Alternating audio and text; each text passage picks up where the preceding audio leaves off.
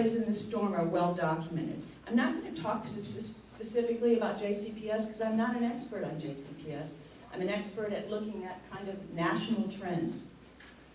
More African American boys are expelled and suspended from kindergarten at a disproportionate level. From kindergarten. So when we talk about this, we're always thinking about the zero tolerance of the high schools and the middle schools. It starts at kindergarten.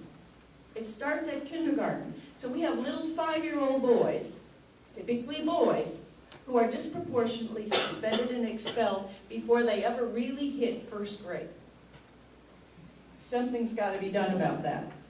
Obviously, zero tolerance has disproportionately affected African American males. This has occurred, however, in schools that are predominantly white, with few African Americans. It's occurred in schools that are predominantly black, with few Anglos. It's happening without regard to the racial makeup of the school.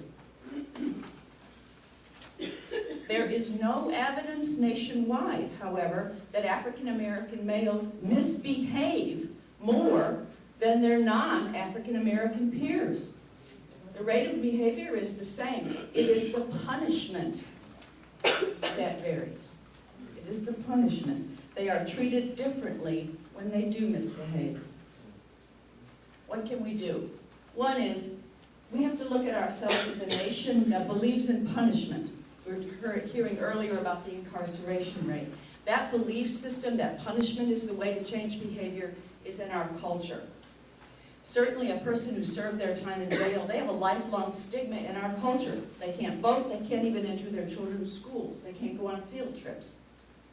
So we believe in punishment. We do not believe that when you serve the time it's over. We don't believe that. And I see some of that in some of the ways we treat children. I work specifically in urban districts: Chicago, Dallas, Fort Worth, Little Rock, Washington, D.C., Memphis. My work here is very limited. I can't speak about JCPS with the kind of authority I have in other schools, but I can tell you this is a nationwide trend. Traditionally, in our nation, African American children end up in alternative programs with a low rate of returning to more traditional schooling.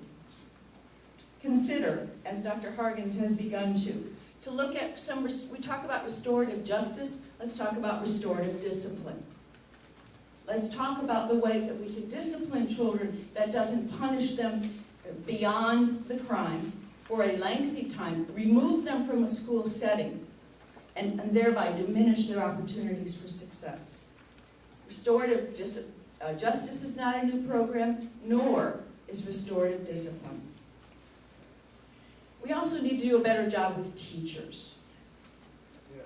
I see several heads nodding. Cultural competence is a skill. It is a skill. Learning how to adapt to children who are of a different race, a different socioeconomic status than you are, is a skill. It is a learned skill. Teachers can do it. The effective teacher working with the caring parent can change lives for children.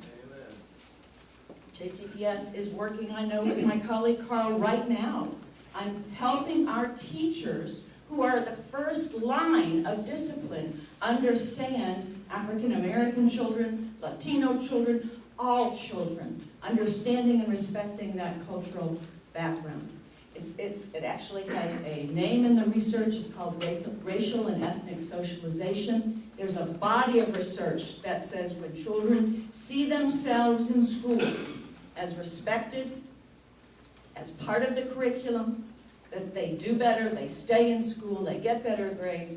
We have all kinds of data that suggests that helping that teacher understand could be step one. And of course, then we're talking about principals as well. We have to stop honoring and spreading the myths about African American males. We have to stop the culture that says that prison is a path that is inevitable.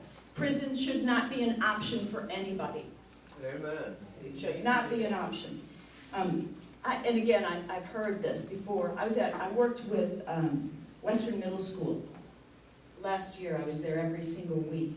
And there was a young man in the 7th grade who walked in and said, Guess where my daddy is? My daddy went wherever the prison's name was last night. And every boy in that class stood up and gave him 5 and said, isn't that great? Hey, where's he going? My daddy, I got an uncle. And I thought, wait a minute, we also have to get rid of that culture as well, that going to prison is some sign of masculinity or power.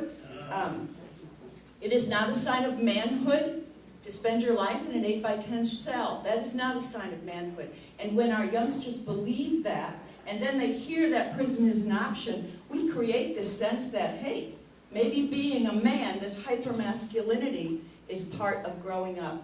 And, you know, the teacher she's from India. She had no idea what to say. She turned to me, and I didn't know what to say either.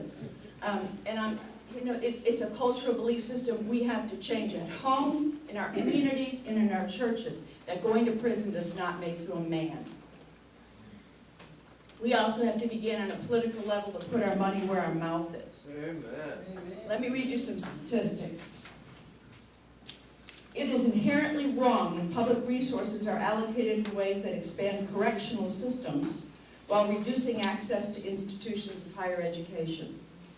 And listen to this. Louisiana, which is the state with the highest rate of incarceration, has the lowest percentage of black males who have completed college, 9%. Other states with low percentages of black males who complete college, Mississippi, Arkansas, and South Carolina, have some of the highest incarceration rates in the country. Conversely, Virginia and Vermont, who have the highest percentage of black males with college degrees, have some of the lowest in the country. So there's part of me that also wants to tell us as citizens and voters, we need to educate our teachers, yes. We have to adopt in our culture the belief system that young men have options that are positive and successful. And third, we've got to work with our politicians. Spending $24,000 a year to incarcerate a young man, I don't think we pay that per child in our schools. So we've got some work to do on the political scene as well. And with that, my point is still the same. We have a way of making this happen. We have talked about this for a long time.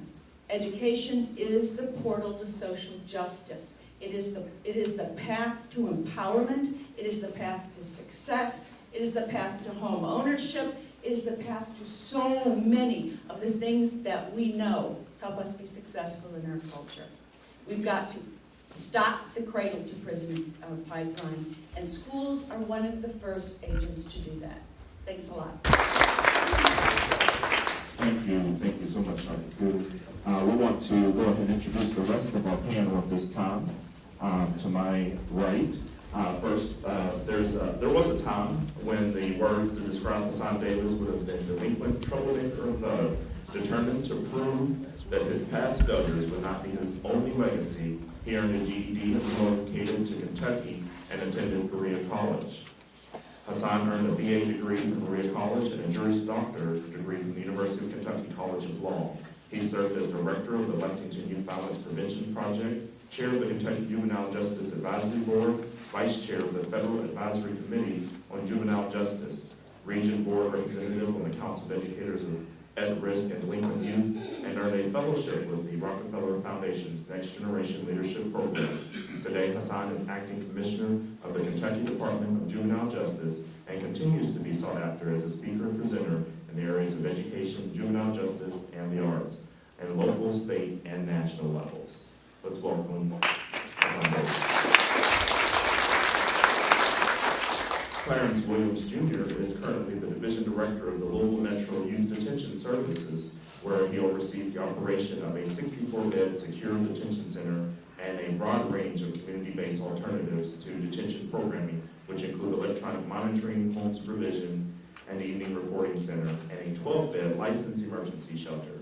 He has over 18 years' experience in juvenile corrections and is an active at the local, state, and national level, serving as co-chair of the Louisville Metro Alliance for Youth, a member of the Louisville Disproportionate Minority Confinement Advisory Board. Please welcome Clarence Williams Jr. And sitting to the right tonight, Dr. Cooter, is Dr. Dewey Hensley, who was born in Painesville, Kentucky, and again graduated from Berea College with a BA in English and philosophy, and has received degrees from the University of Louisville, Spalding University, and Eastern Kentucky University. He spent 11 years as an award-winning high school English teacher and has been featured in numerous publications and programs involving academic leadership, and has since been recognized as the national expert in school turnaround, instructional leadership, and for working to improve results for students from poverty. Please welcome Dewey Hensley. Started by having each of you respond or make an opening statement on what you see as the major policy issues that are contributing to this school to prison pipeline. Wow. Good morning. I guess on a macro level, looking at DJJ and understanding what the things that we're challenged with, it's all over the board. I don't even know if I can nail this down. I'm going to take a deep breath and see if I can. We have a reliance on the criminal justice system to solve social justice problems. That's the picture.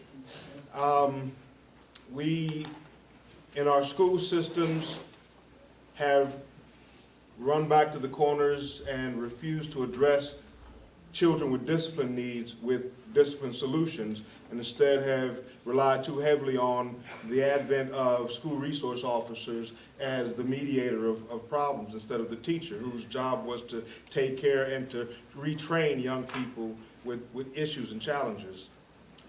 As on a policy level, we have a whole range of responses to youth discipline that all involve the law enforcement, the courts, and eventually one of us in juvenile corrections, instead of social services, education, and families.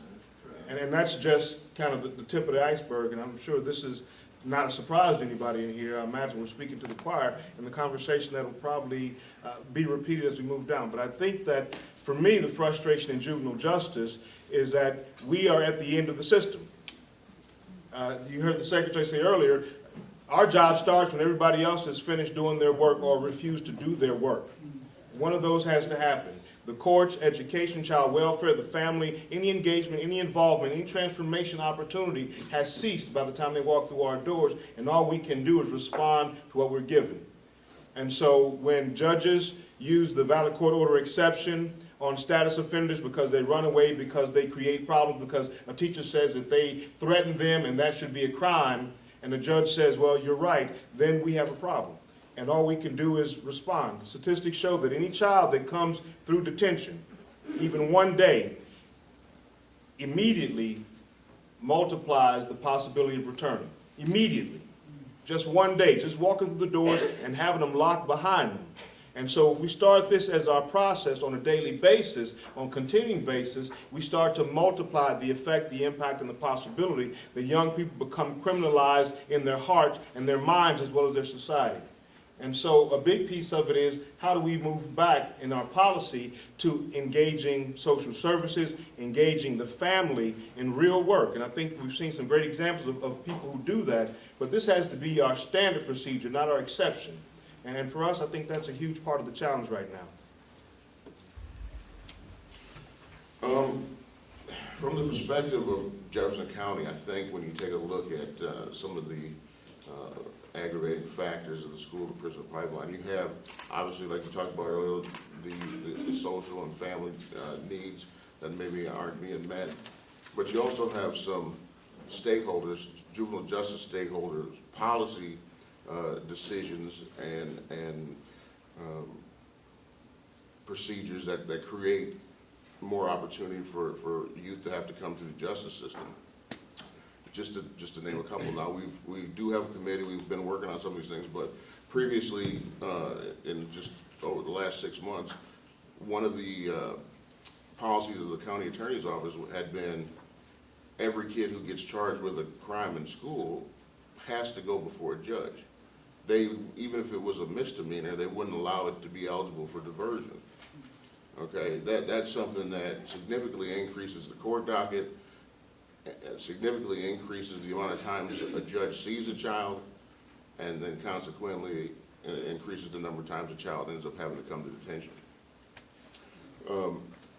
And I think what's interesting, and I think all you probably even be surprised by this, if you look at the detention center that I run downtown, you would think that in the summer, when all the kids are out of school and they're all running all over the city, the population in detention would go up. The reality is yesterday, since school's been out 2 weeks, my population's dropped by an average daily population of 15. I'm down from 65 to 40. You know, school is a confined space, and with the advent of school resource officers, is a closed environment where misbehavior gets caught as into the category of crime. It becomes criminalized, and those kids end up having to come to the detention center. And as everybody here has stated, outcomes for kids who come to detention, as far as being successful in school and in life, are drastically reduced when they have to go through the detention system.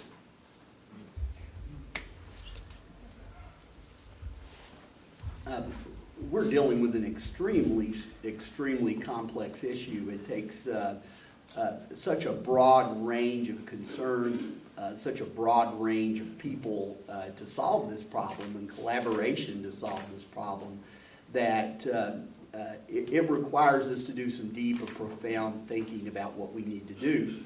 We know in the past at JCPS, we own the fact that our African American students have not performed as well as they could or should. We own that. We take full responsibility for ensuring that our kids get the education that they need. We take full responsibility for training our teachers and ensuring that our teachers have cultural competency, that they move from that old philosophy of the evil of averages, that if we're average, we're okay, and they move from that thought of all children. It's a good statement, all children can learn. We're changing that to where it becomes each child will learn, where we begin to look very closely at the needs of each child. And when we do that, we bring into the fold the most disenfranchised children, the most disenfranchised families. We make them a part of what we're about. I'm most excited in talking about the future. We all know those difficulties of the past, and we take responsibility for those. But it's really a new age in Jefferson County Public Schools. We're going through what I continuously say in the community, thanks to Dr. Hargens, we're going through a revolution. We're making it so that in the past, it appeared that the center of the JCPS universe was the central office, that it was the things that happened at our Gaines Academy, the things that happened in student assignment and transportation and those places. And all those are extremely important parts of JCPS. But we're going through a Copernican revolution to put something different at the center of the universe. And what's going to be at the center of our universe from now on is each student.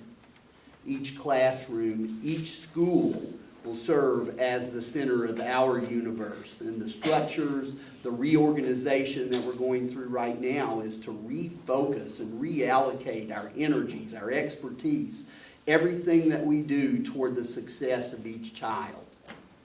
Now, in order to do that, you have to be really smart. It's not